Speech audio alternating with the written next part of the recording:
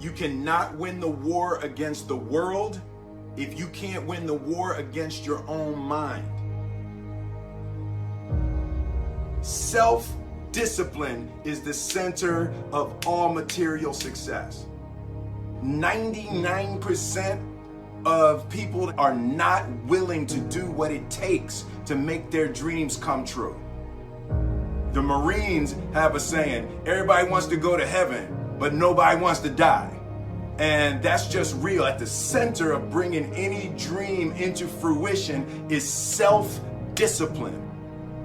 Something as simple as food and eating is not about your body as much as it is about your mind. It's getting command of your mind to be able to choose actions that are in your own best interest.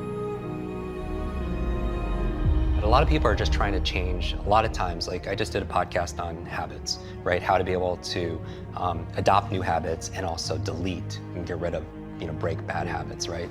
And so a lot of people always want to usually make a change on behavior. They want to get themselves to work out. They want to get themselves to meditate. They want to get themselves to read more each day. They want to get themselves to X, right?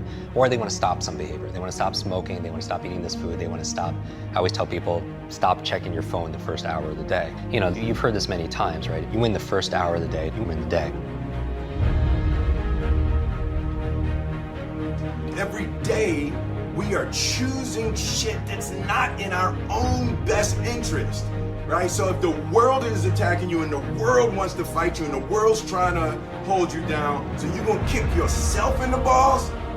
So you're gonna stop yourself from getting what you dream. When I want to transform or transcend or make a real positive change, I'm looking at all the other areas of ourself. So I'm looking at, for example, our environment. Are people setting up their environment to win?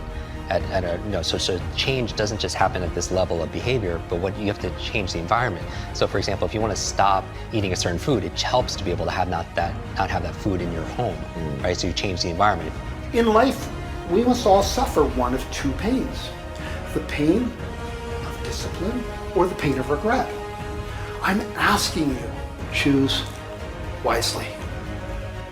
So whatever it is that you're trying to achieve in life, the critical component is getting things done, and getting things done in a systematic way.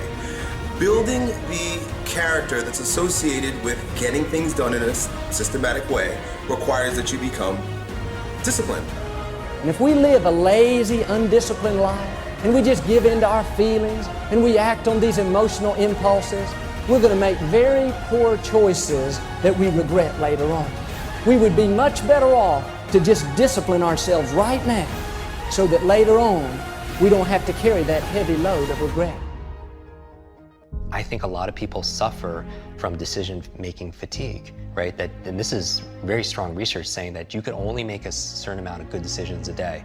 And after that is spent, you can't anymore. And that's really been fine-tuned in the medical field with surgeons and such, in terms of seeing their, where they're making their errors and stuff with early on in the day or later in their days and stuff like that. But we all, as entrepreneurs or as employees and executives or as parents, we all can make a certain amount of decisions. And that's why, people like Mark Zuckerberg or Tony Hsieh, they wear the same t-shirts and sweatshirts all the time because they don't want to spend, use up one of their decisions thinking, oh, what am I going to wear today, right? And so my goal is to streamline my life, put the routines, the first hour of the day and the last hour of the day, I really micromanage to the point where it's habitual. I don't even have to think about it.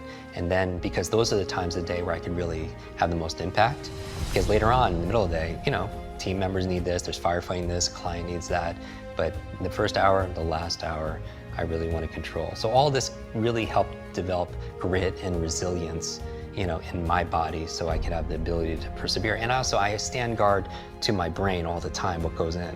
I don't watch like a lot of the negative news and all the marketing. I really focus, I watch and I listen to your show and maybe a handful of little things I read each day, because I need to keep it positive. I want hope and I'm looking for help. I'm looking for inspiration and also instruction. Self-discipline is the definition of self-love. When you say that you love yourself, that means that you have behavior towards yourself that is love. Like you say to yourself, hey man, look, I know you want to eat that pizza and it'll be really good, but I can't let you eat that, man, because if you eat that pizza, you're gonna feel like shit. You know, and I love you too much to let you eat that.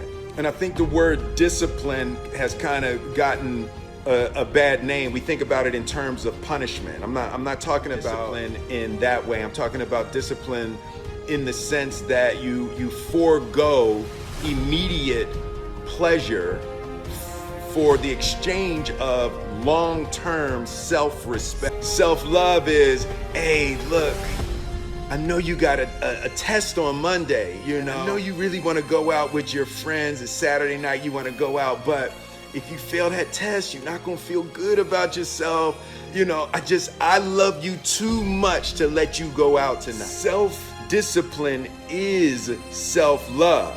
If you want to be happy, you have to love yourself, which means you have to discipline your behavior. The road to sustained happiness is through disciplining your behavior.